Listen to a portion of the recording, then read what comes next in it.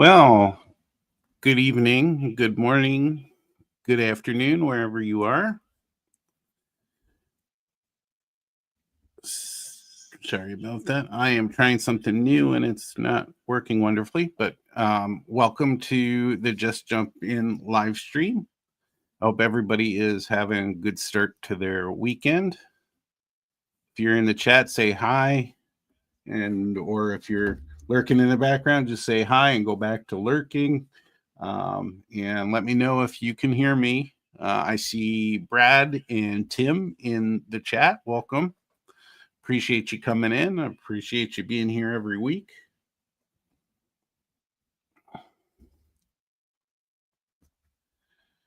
Ken, Happy New Year. Nice to have you in here.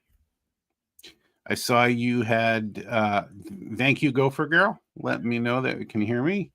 Ken, I saw you post that you had another operating session. I hope everything is going well with that and that you're not having to do a lot of maintenance.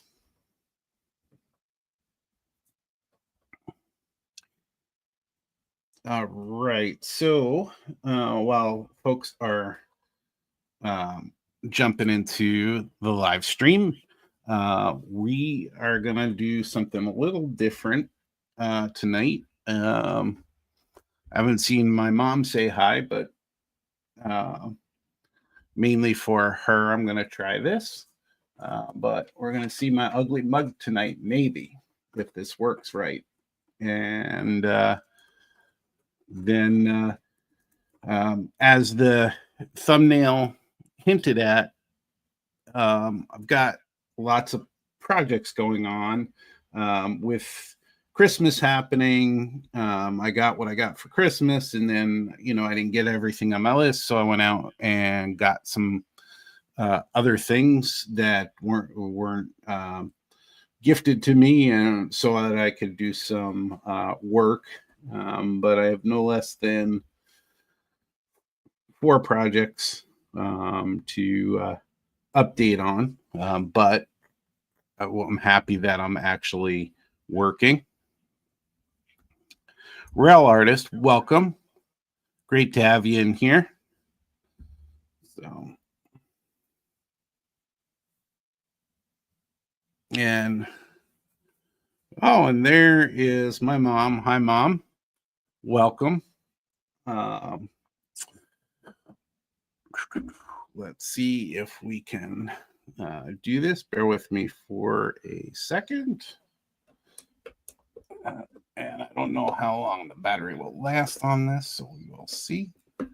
And then you'll have to tell me if you get feedback on this, because it won't let me mute the speaker on my phone all of the way. So and there is my ugly mug for everybody to see, but I wanted to try and see if I could get a camera, because you're used to looking at my mat all the time, and maybe you wouldn't mind a face on screen every once in a while. So we'll see how that goes.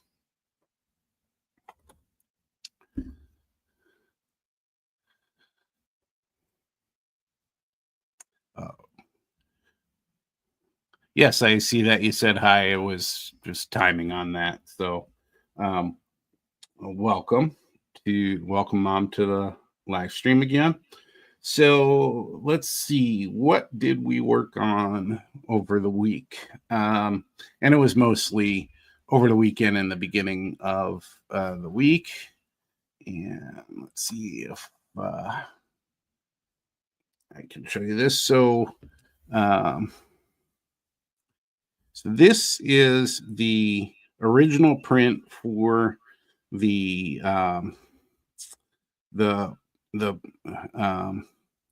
Lionel power unit. So, and I had mentioned that I felt like it was a little too small. Since then, I have increased the size.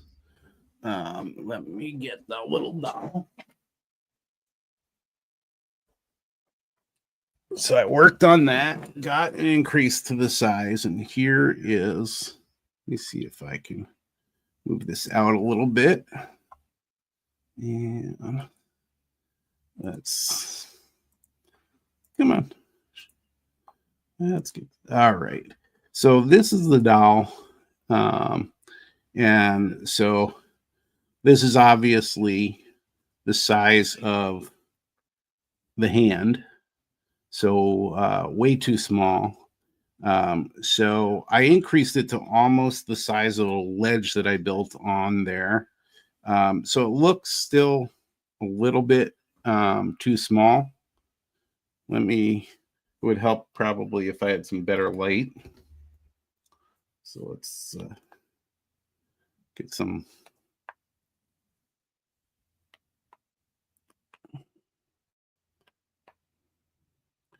There we go. And let's see if we. Sorry about that.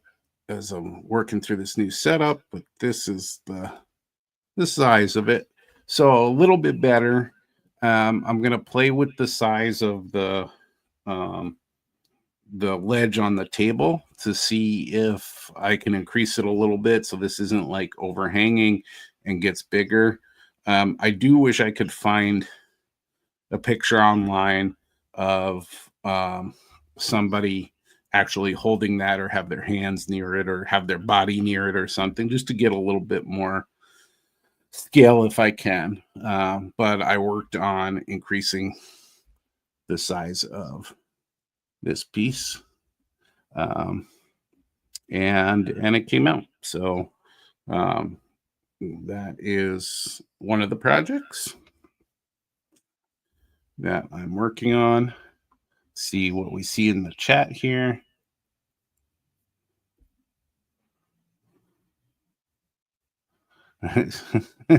Rail artist, thank you very much for saying that. Appreciate it. And thank you, Gopher Girl. Yep, that's the face you love for sure.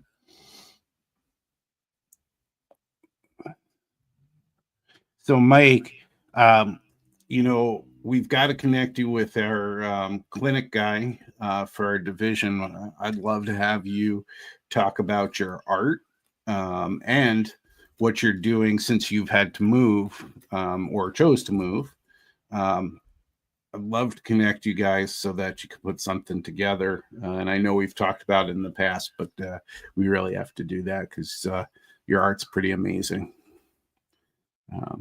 Okay.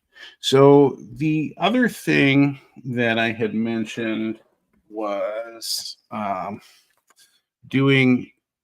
trying to model this exhaust fan that was in my blue tub as something to do. And as you know, I run into a lot of trouble with it.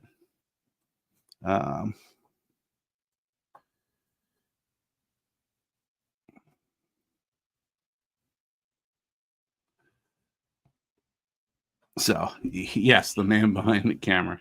I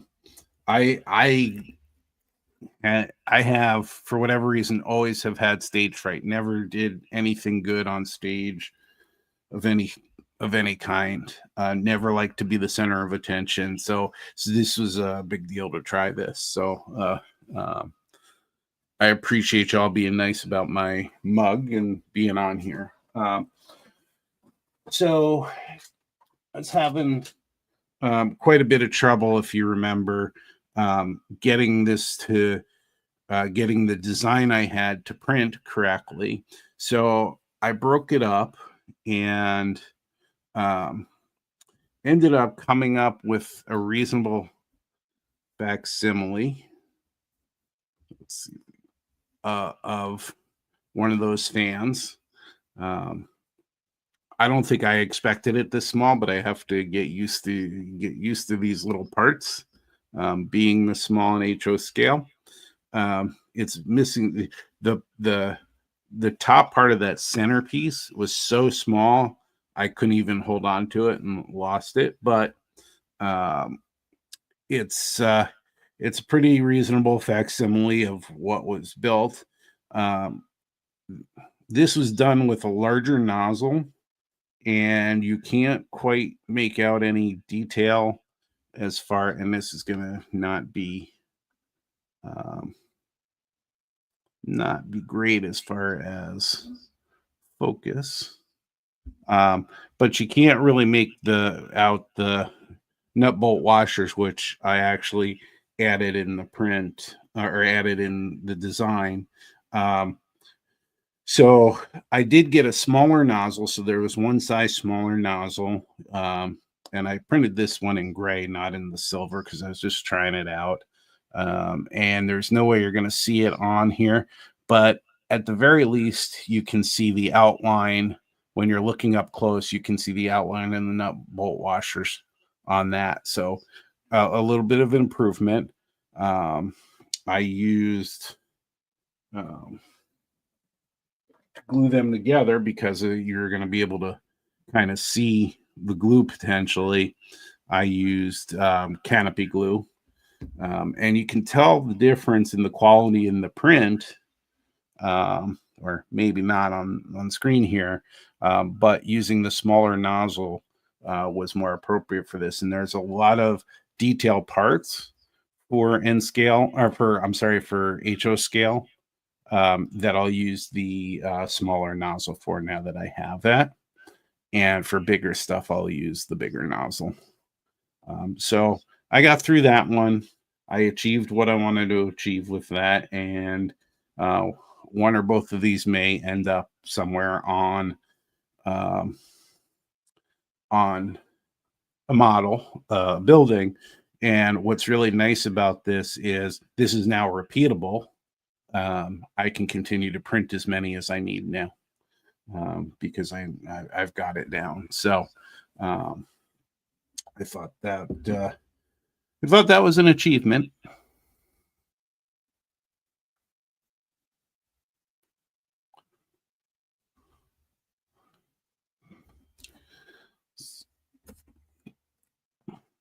Okay, so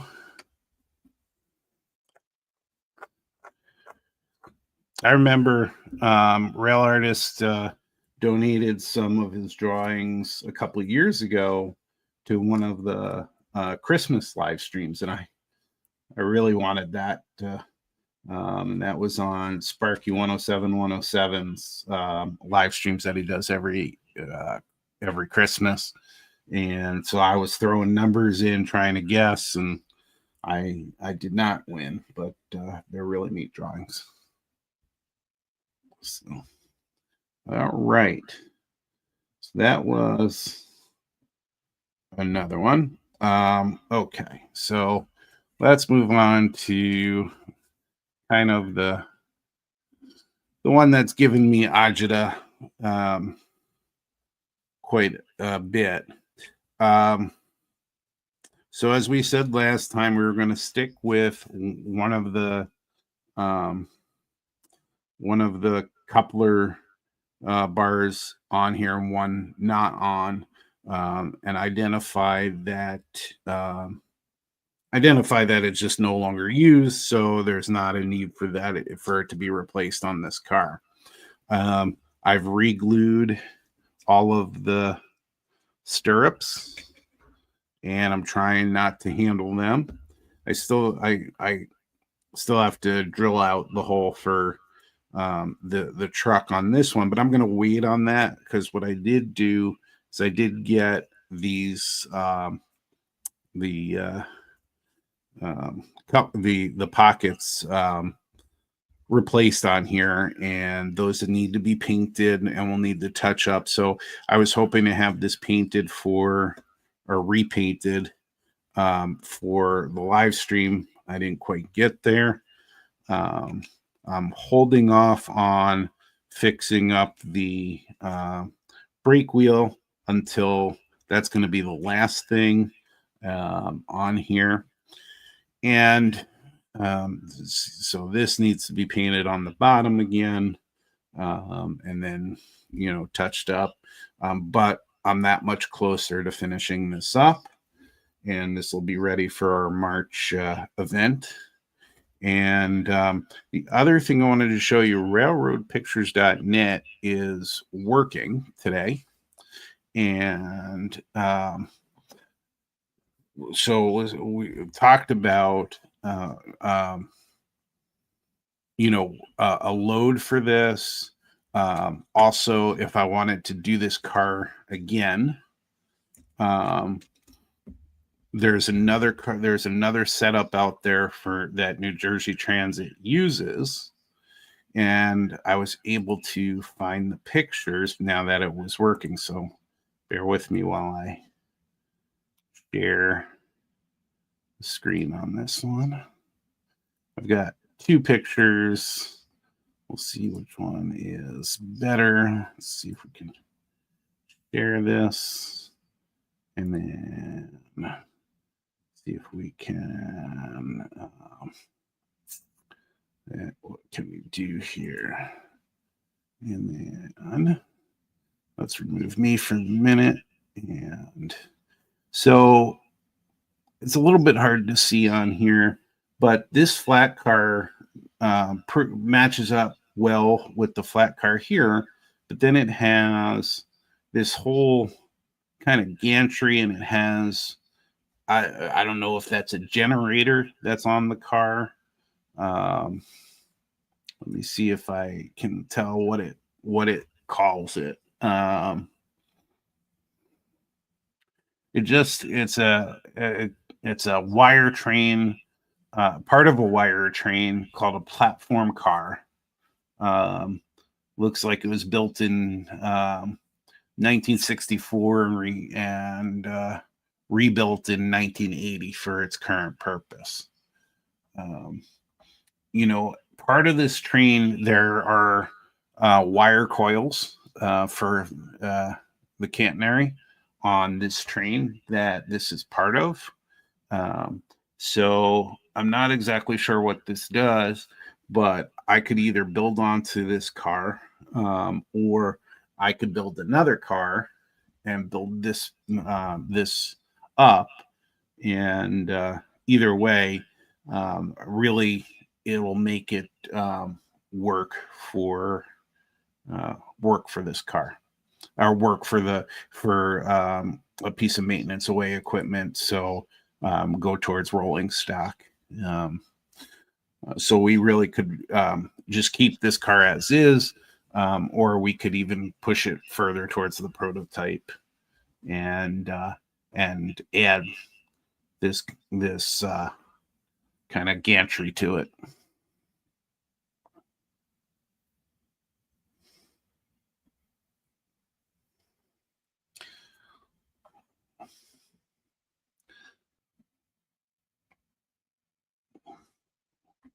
Okay.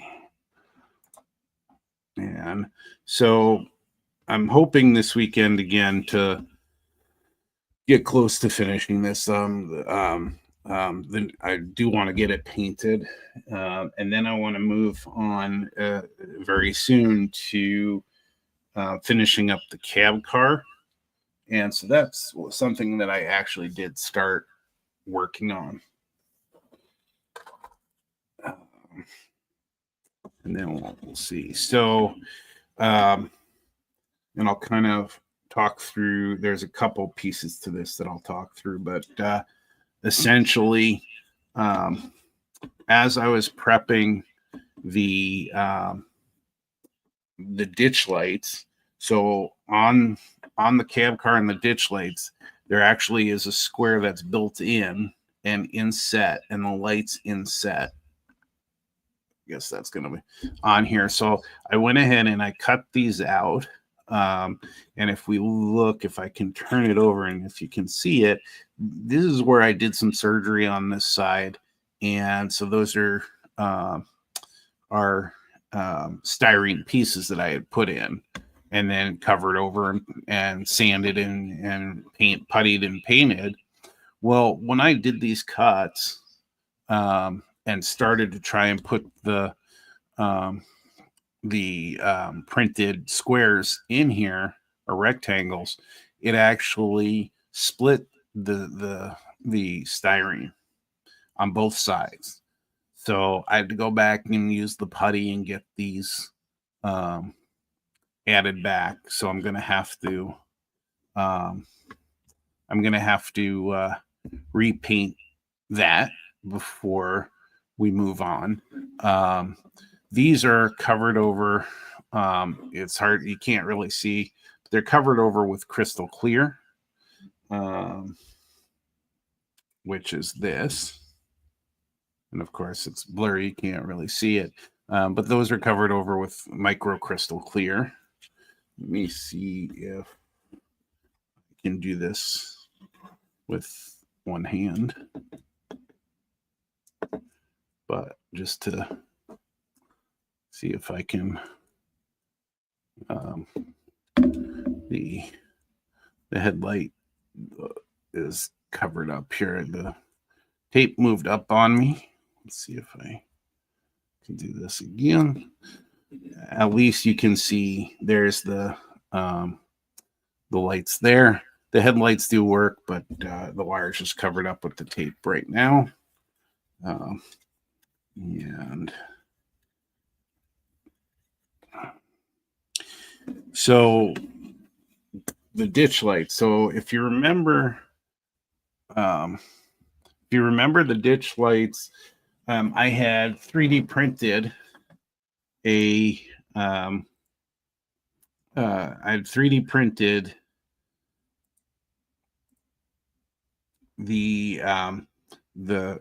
rectangles, and then I was going to put styrene in. I was going to do something hopefully similar to what Boomer Diorama did. Mine doesn't look as good as his, but so the original print, this is actually 4 millimeters long.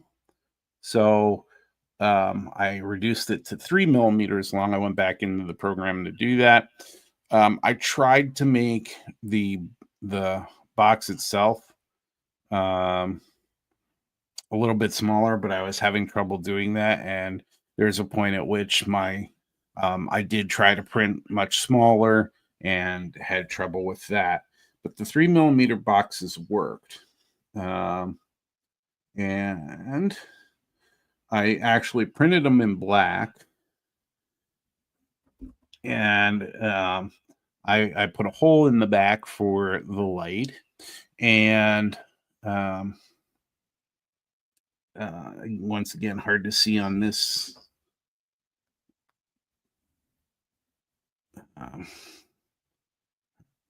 Kind of hard to see on here, but it's a styrene tube and a little piece of styrene on either end. Those are a little bit bigger. They probably could have been filed down a little bit. However, it does fit in here. And again, using microcrystal clear to give it a lens. We'll test it out here. And there you go. You have your light. And if you're looking at it not on camera, you can actually see the roundness. And it's painted silver, and so it's still some of the light bleeds coming through, but it's not bleeding in the back of it at all. So in the cab, it won't bleed. And so the next step will be, without cracking these again, once this is painted up again, will be to install those. And then I'll have those lights in. And the only other lights to add will be the beacon lights. So this one has 2 beacon lights as well. That'll go on the top here. And that'll be next. And then finally, for the cab car top, we'll be getting that decoder to put in here for all the lights. And I might have to use the decoder buddy as well, depending on how many light outputs I actually count up on here. But you're gonna have 3 lights out on here, or 4 with the beacon lights. So you're gonna have to have 4 inputs there. and that's 5 with the lights on the back of the cab car there. So I should actually be able to do it without the decoder buddy. But we'll see on that. And then I'll have to get a good price on the decoder, and I'm going to use the Loke Sound version 5 FX. So it won't have motor control. It'll simulate a motor, but won't have the motor control, and that knocks off about $30.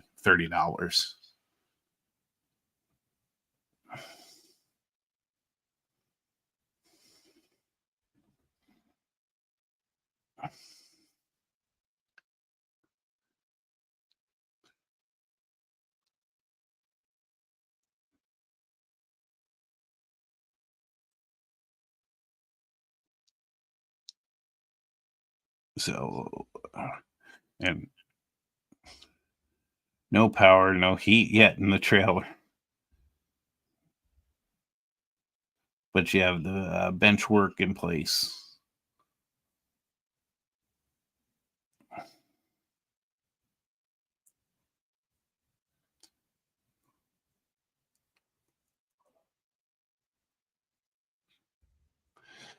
Yeah, but Rail Artist, your wife really wanted to do that, right? So somebody once told me, happy wife, happy life. So um, there's a trade-off there, but it's a good trade-off, I'm pretty sure.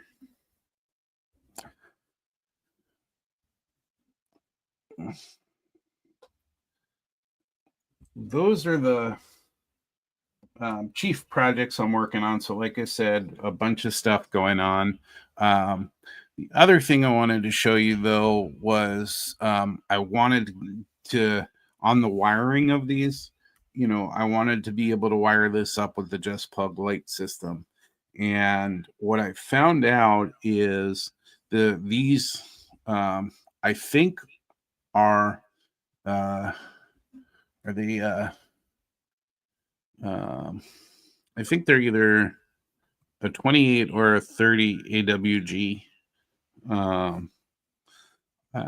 wire. They're really, really thin.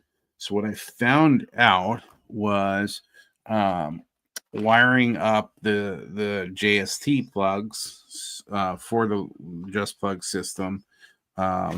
These are a little too big.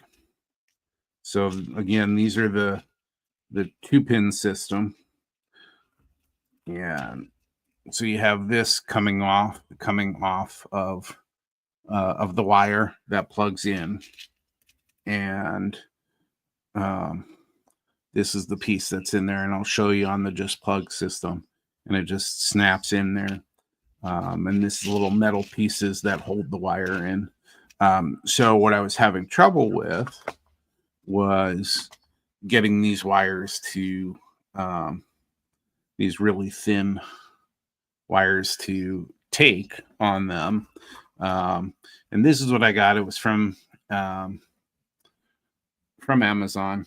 So looking for cost. So these already are wired with a resistor and ready to go. With the Just Plug system, you don't need the resistor. So I can cut those off. But these are turning out to be a little too thin. So let's put this out here.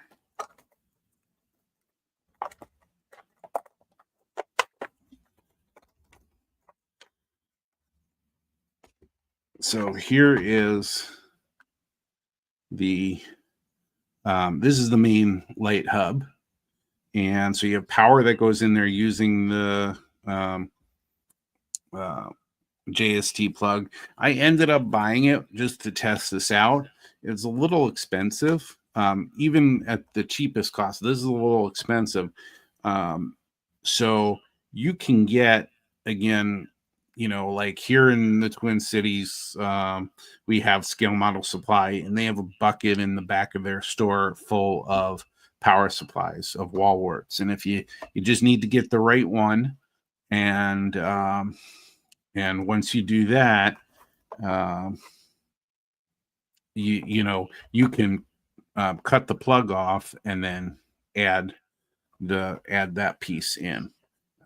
And so, but I did that anyway at the time because I didn't have it. So the key was getting the crimper, and this was the one thing. This is the main thing I put on my Christmas list. This is not something you can get in your Home Depot, Lowe's, or anything like that. And so it has the right size, and it's the smallest size on here. And you put the little metal piece in there, you put the wire through, and then you just crimp it closed, and it'll stay closed. And then you have it crimped and good to go. But it wasn't working with these. So with the older wires that I had from Amazon, I was able to crimp on. These are a little bit thicker. I think these were 26 AWG, and they work just fine. And you just plug it in here. And so the draw of this is you just plug it in, and then you're going to have control on here. You can dim it, turn it off, turn it on.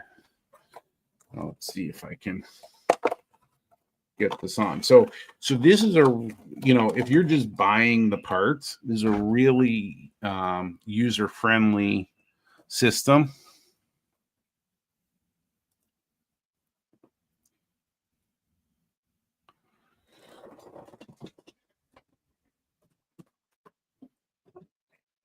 So if you have the money to do so, and you want to do that. So I've now plugged in the light hub, and this is expandable. I think you can have up to 72 or 75 lights as you plug this in. So if you have another set of lights, you plug that into there, connect it, then it connects and gives you more light. But there you go. So you can see that you can at least see that it's going on and off. And so obviously these lights are a little short. These are longer. Would be nice, depending on where you put your light hub controls. I don't know that Split Rock is on tonight, but he was working with it, and he built a panel that he put them on. I think it was under the layout. So I would wire longer wires onto this, and I don't mind soldering either. So if I just needed longer wires and to use these are 3mm bulbs that I have.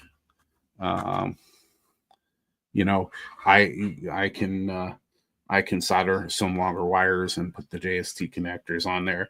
And the whole idea of doing that piece of it was this for a box of 50 sets, so the male and female, and I just need the male because this has the female connections. This was like, I don't know if it was $6, if it was $5.95 or $6.95 on Amazon for 50 of those. These lights were these 3mm pre-wired lights were, and these have resistors in them. Again, don't need the resistors, but they have these. This is 24 AWG. There were 20 in here, and I think it was $9.99.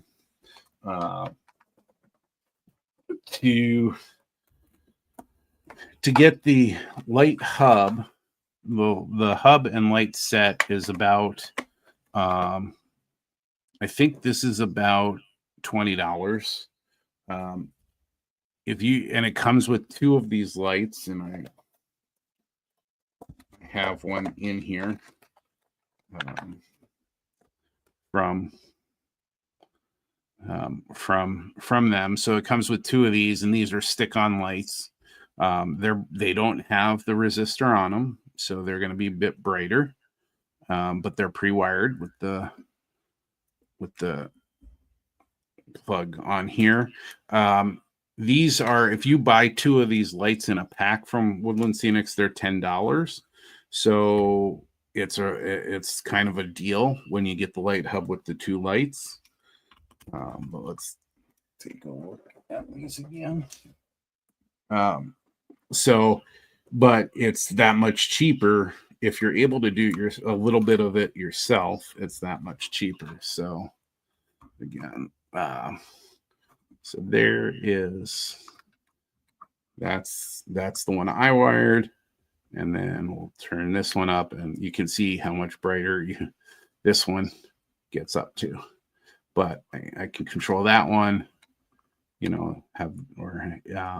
independently. So let's say I have these two wires just in one building, one on one floor, one on the other floor. You can then have different lighting on them. Or maybe it's a street, maybe this is a street lamp and needs to be a little bit more diffuse and not as bright. You can set it to the right brightness and not affect the other one. And this one's still on over here. So again, if you have the money to do it, to fill a layout with this,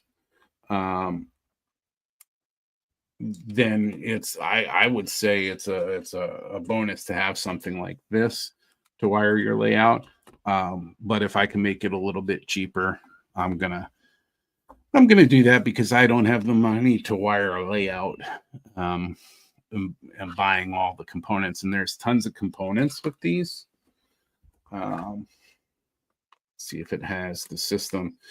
So I don't know this one.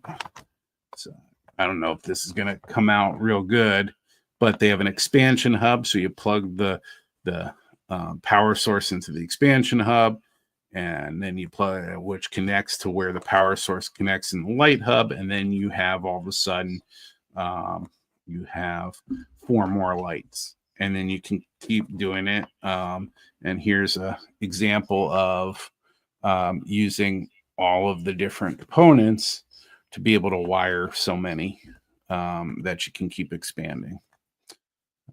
And they have other components on here as well. But over time, it can get pricey for some people, and some people can afford it, and they're going to enjoy it because they're not going to have to do much, and they'll have all this control.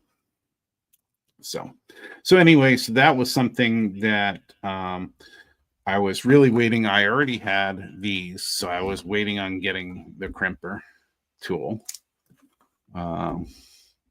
And it made it real easy for the crimping of those little guys, but it just didn't fit these wires. But no worries, I have other thicker wires. I did see somewhere, I don't know if it was on here. No, it wasn't on here, but it did mention a range somewhere. So maybe online it mentioned the range, and not that I didn't pay attention to it, but I didn't connect the two real well. However, these are fine. If I wanted to wire these up in a building, I could wire these up in a building. But these are going to be better for, at least for me, for the cars, because of the thin wiring will help with space, because there's so much less space there.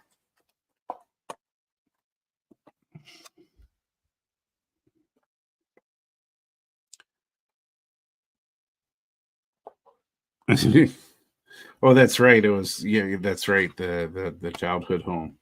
I remember you saying that. So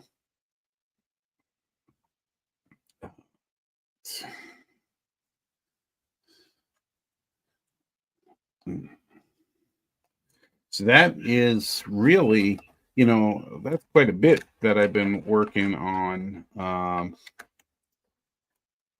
getting through this week, getting some progress going this week. So it's kind of reinvigorated me a little bit.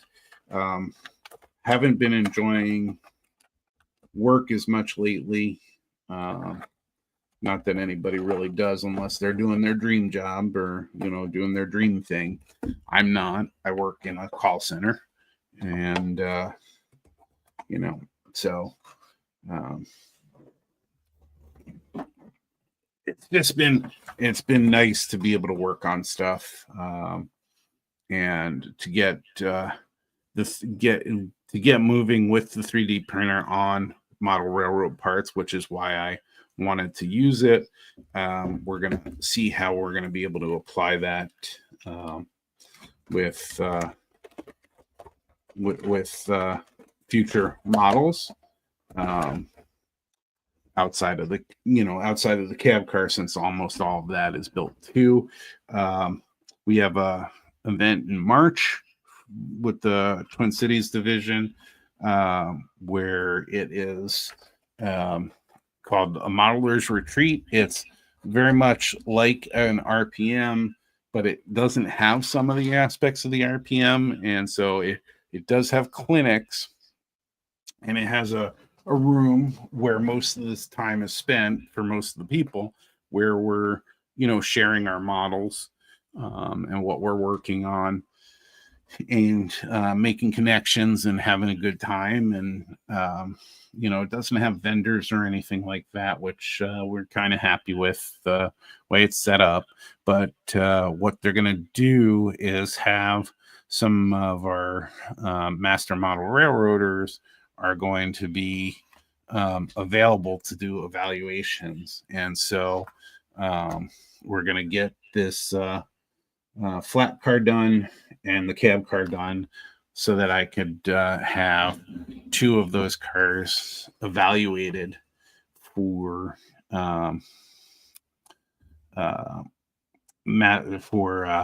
the car's certificate. I'll need quite a few more cars, but I think we need 8 total cars. And I need at least one passenger car, and of course I'll have more passenger related cars, but like the flat car or maintenance away cars, there's all kinds of things. If I feel like I need to take every picture off of railroad picture archives, because it's actually working today, of the cars I want to do. I think for motive power is not cars, that's separate. You have to scratch build 3 pieces of motive power. There is something unique to electrified lines, which is a catenary maintenance vehicle. So that's powered, that both New Jersey Transit has one and Amtrak has one, and it's a big boxy yellow car that is self-propelled down the tracks, and then it has a lot of detail on it for that's used to help with the maintaining the catenary.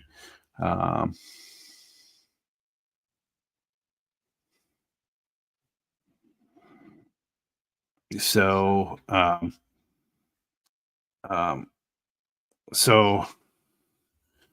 Ken, I don't think anything's missing. I like the uniqueness of our event, and I'll tell you the difference of the 2 that I've been to now. The first time I went, where I wasn't connecting with people, I just went to the clinics and I spent the day in the clinics. I walked around a few times in the room with all of the models, and I didn't really engage with anybody. But the clinics were great, and I was learning, and I spent the whole day there.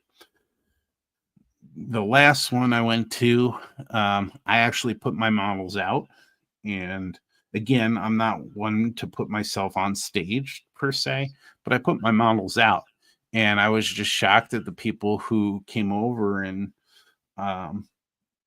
looked at the models and started talking to me about them. And and I'm not doing anything anybody else is doing in the Midwest.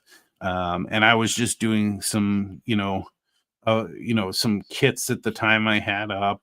I had information about the Northeast Corridor, or not the New Brunswick Station. I had the initial two attempts at the station there. That got some looks, not the paperwork or anything, but I started talking to people, and then that got me to start to walk around and talk to other people.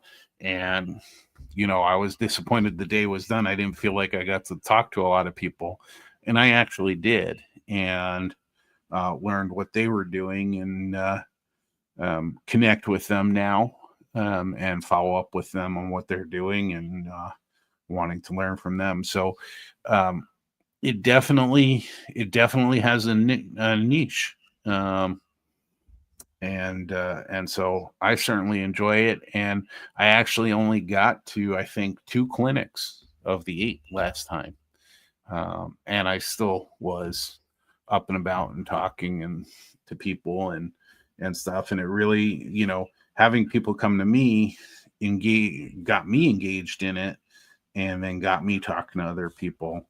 Um, and so it did think it did it and like a lot of our events do, I went home from that, and I can't remember what I had to do that night. It might have been a hockey game at the time.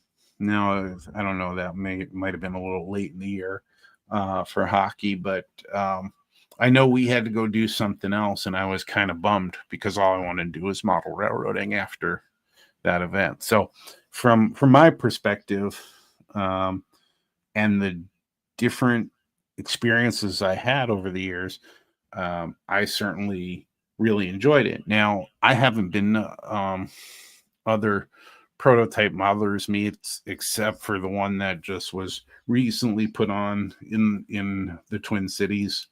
Um, but I didn't engage with people the same way. And I knew people. There were a couple people I engaged with there.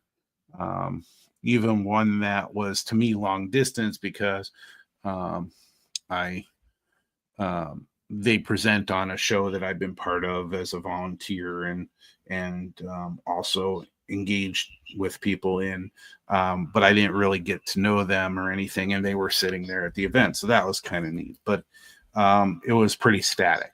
There wasn't a lot going on. It was I know it was just being restarted in the Twin Cities, um, but I haven't been to like the big one in St. Louis or anything. So, um, my perspective is I really like our event.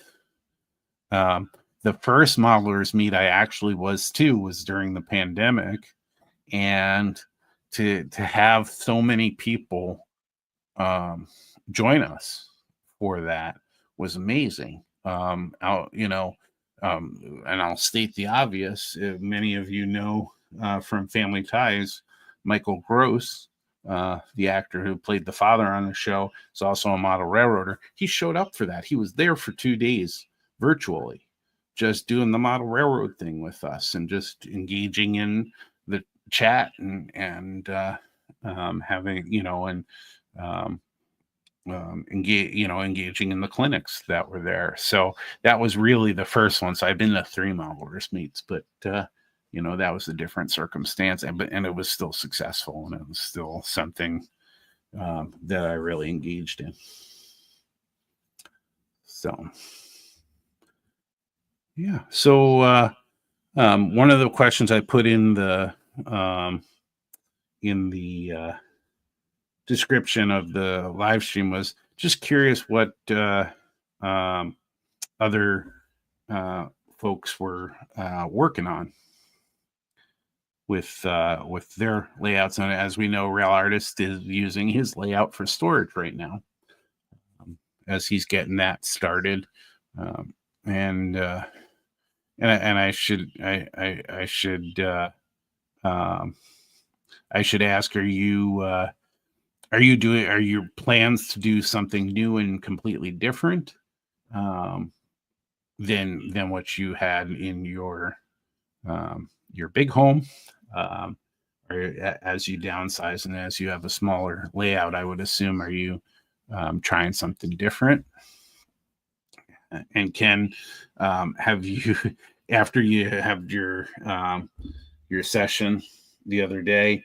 Do you end up having a lot of work to do on the layout to fix stuff or um, update stuff or change things after you have a op session?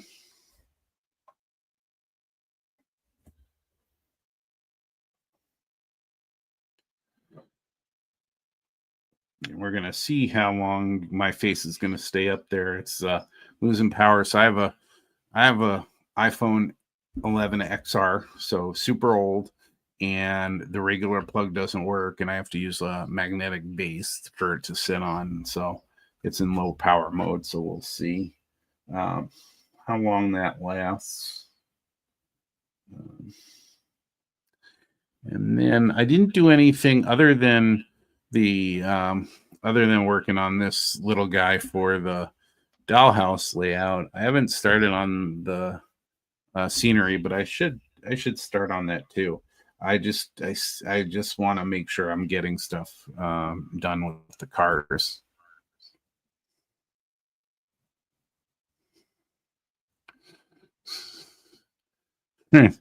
So your wife can do what Gopher Girl does to me when she gets pissed off. She tells me to go upstairs. So so that's why she wants you to build a second level so she can tell you to go upstairs.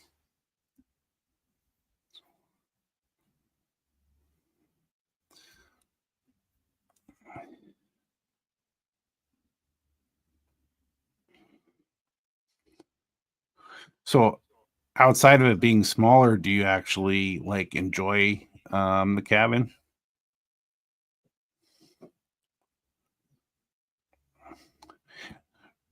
And Brad, I like your updates. I like seeing the pictures.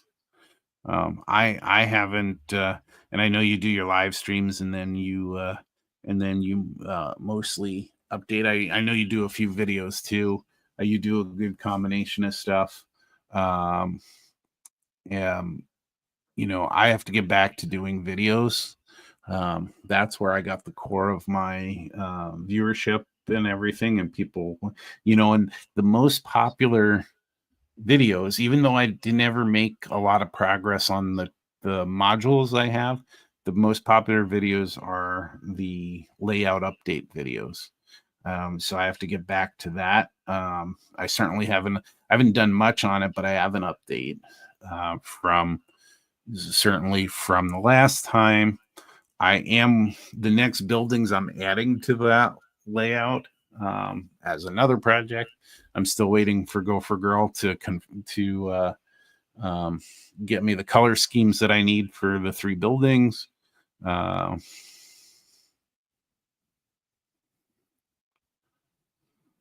that's awesome. Um, when I was just talking to a coworker today who recently moved to Vermont, and I went to school in New Hampshire, and I was kind of reminiscing and saying how much um, I loved um, where I went to school, where I went to college in New Hampshire. And I said, well, part of that was being in college in a different time. And I kind of want to be warm now. But if I settled up there, it wouldn't be the worst thing in the world. It's very peaceful, small town living, um, and nature's just fantastic up that way. And so, you know, if that happens someday, that happens someday. But it's nice to know that you really are um, you have a place where you can just relax and live in relaxation. That's awesome. So awesome to hear.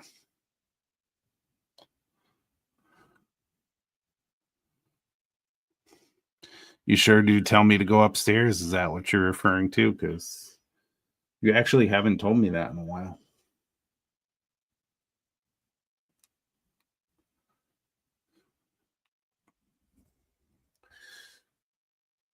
So So with your operation, so I don't run my modules too much, so I'm always cleaning it if I'm trying to run. And I have one engine that runs over everything, and one that's really really sensitive, and it's kind of annoying. And I've had people ask to do videos of switching on my modules, and the switcher I have is the one that's more sensitive. So I get frustrated. I'll do a little bit of filming, and then I'll get frustrated because the uh, the track work's not great anyway. It was the first time I did anything like that, but I assume your track work's pretty good. You've had some time to work on that.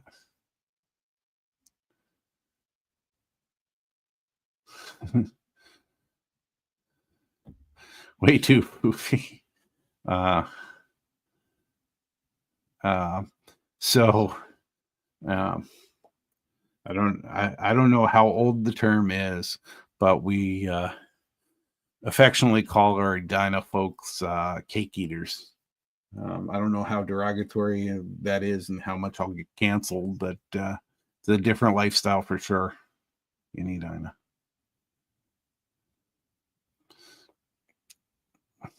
Do you have to clean your track a lot, Ken?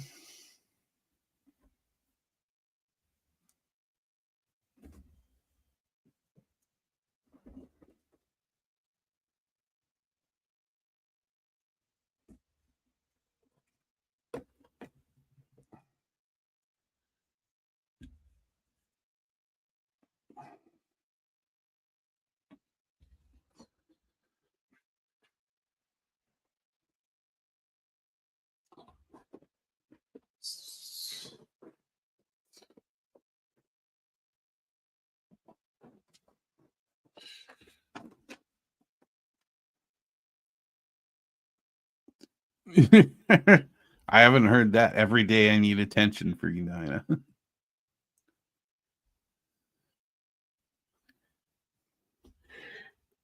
But Brad, do you regularly run your switching layout? You also have, or like me, have modules.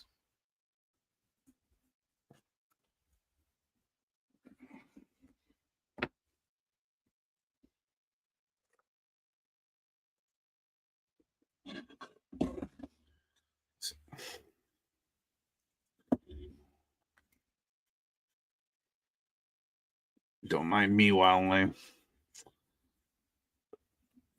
you guys are telling me about your layouts. Let's do a little sanding here.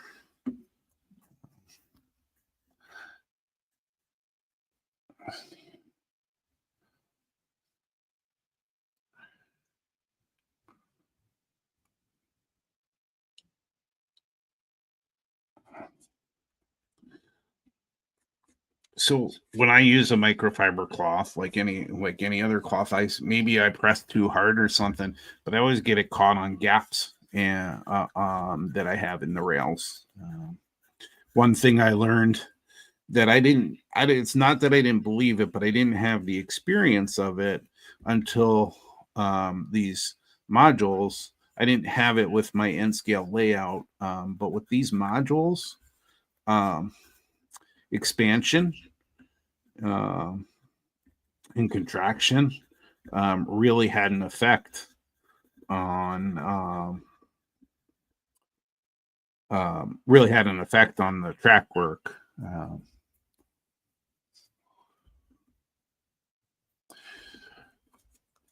And Brad, do you have like a set switch list? I think you said you were using dice actually, if I remember last time, to figure out your runs, but I can't remember for sure.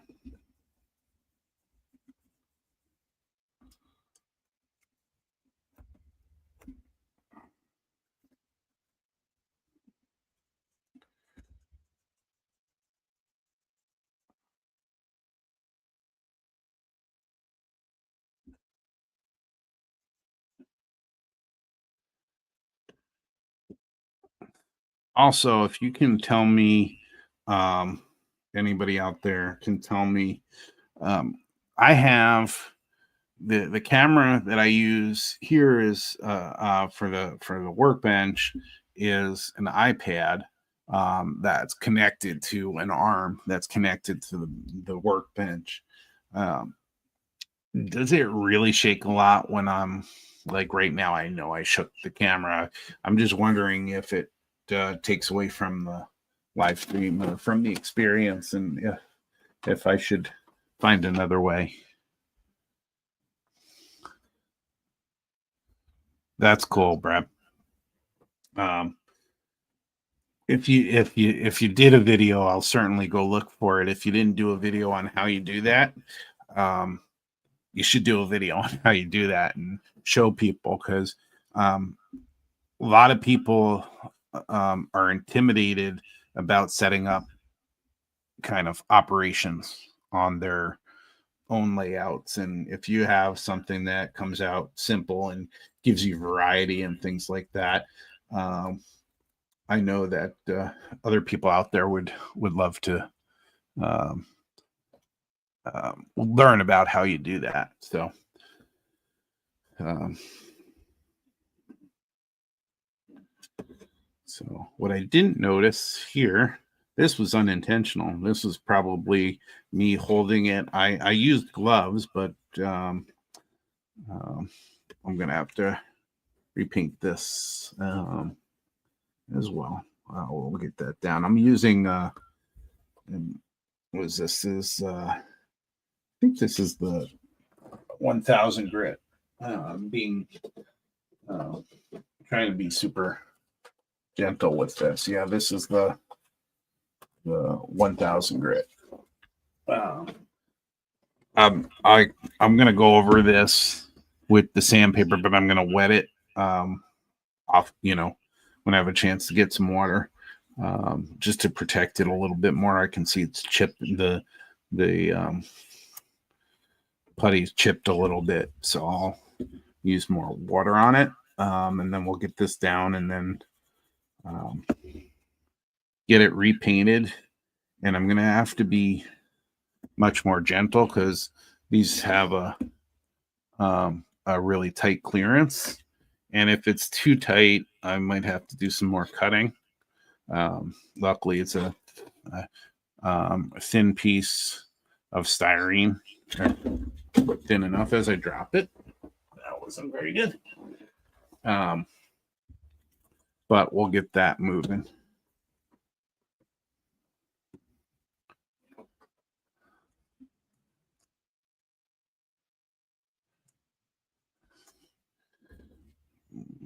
I'll be one of the first to watch it. So I took the plan from the internet, and it was because I just wanted to learn how to car switch, because I come from the artistic side of model railroading. I'm not a railroader, so I don't know um, all the ins and outs of operating a locomotive and doing the switching and stuff. So it's kind of uh, I just wanted to try the switch list thing because that seems simpler than some of the other methods. And I had JMRI working for a while, um, and was able to get switch lists together and do some of that operations. But there are certainly things I ran into with the way um, everything was set up. There were with the track work that was done, and figuring out all these industries and having the room to move the cars. With my track work didn't work exactly how it was designed, so I don't have as much room on the ends to have cars come off the main line and have multiple cars. And so there are some things I had to work around, but it would be nice to see if there's something um, um, if there's a method like that that's a little bit simpler.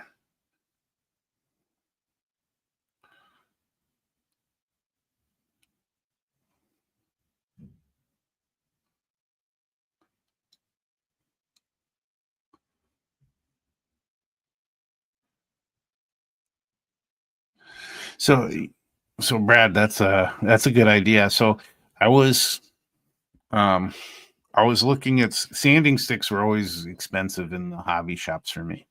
Um, and so I was looking at the possibility of 3D printing um, sanding sticks, but they're not really out there because sanding sticks are usually um,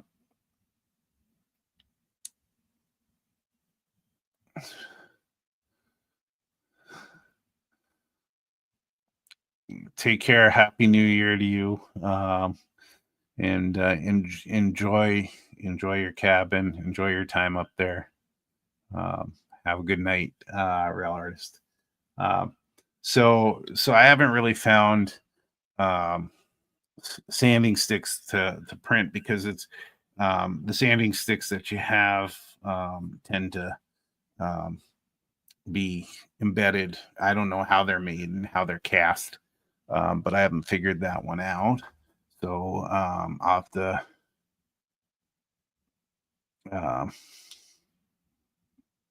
have to do what you're doing with that. I've done the double sided tape.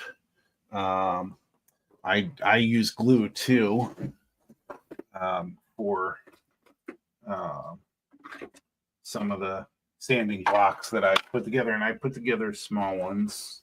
Let me see if I can find one that I did down here too. So yeah, to get into small places, here are a couple that I did. Um, so here's one, and so I always do one edge around the the um, let's see if I can show you. So I always do one edge here and a flat edge. And this is great so that you can get into small spaces and be able to sand. Here's another one. Just wrapped it around a little piece of wood, three ways around. You have that thin side, and then here, this one, I've got two sides on it. I believe I've used tape before. This one I use glue. Um, I suppose, I could cut that down and make it real thin, make it a square or something like that, and then add to it. But some of those sticks you can get real thin and nice. Um, I do use these nail files, and I'll cut them down like here. So like when I was doing N scale, I did this a lot to when I was cutting out windows. I would cut this down so it will fit in there, and I'd sit there and kind of micro sand. These are pretty steady. I've used that as well.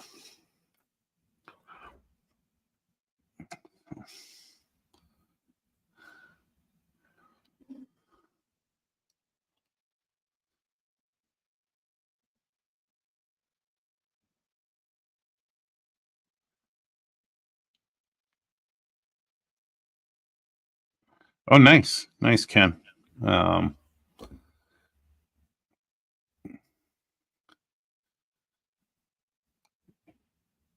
that'd be a nice presentation to have. Um, so it'll be interesting when eventually I get um, the northeast quarter um, built. I'm gonna take me off camera just because my phone's just about to die. Um, um, but so I've not actually looked at the whole timetable and train order type of operations. I've, through the OPSIG, I was a member of that for like 3 years, and um, enjoyed the all the presentations, and I'll have to go back and review them because I'm going to have to do timetables with the Northeast Quarter. So I'm going to have to learn about that. And you don't hear much about that, certainly out here in the Midwest. but that's another one that's down the road. I do want to try and accelerate working on stuff. I'm trying to push myself to do that, but then I run into the small issues that you have on here that I have to keep fixing. Um, but I'll get better at all of that and better with the time management, better working on. Obviously, you can see I'm working on multiple projects. At some point, hopefully, I'll be working on multiple projects for the certificates as I drop things. Continue.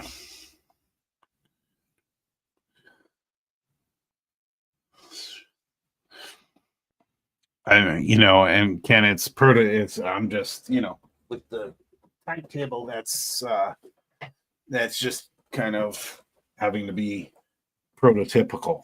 I assume, I would say I don't have to be prototypical. I could just run trains, anybody can just run trains the way they want. But and technically I'm pretty sure you could do just switch lists per se with with passenger cars, because with passenger service, because it's the same thing as anything else. You're going from A to B, B to C, C to D, and so on. The only dropping and adding cars are going to be on the beginning and end of the run usually. And then you're going to have the run where you're stopping at the stations, and you can do that with a switch list, that you're going to stop at station A and you're going to take off at this time at station A to get to station B, and so on. So definitely don't necessarily have to do that. And we'll see how gung-ho I am if I get to that point, or when I get to that point, and see what I do with that. So, okay. So I am going to say, since we still have a date night tonight, myself and Gopher Girl, as we have some hockey tonight to get through.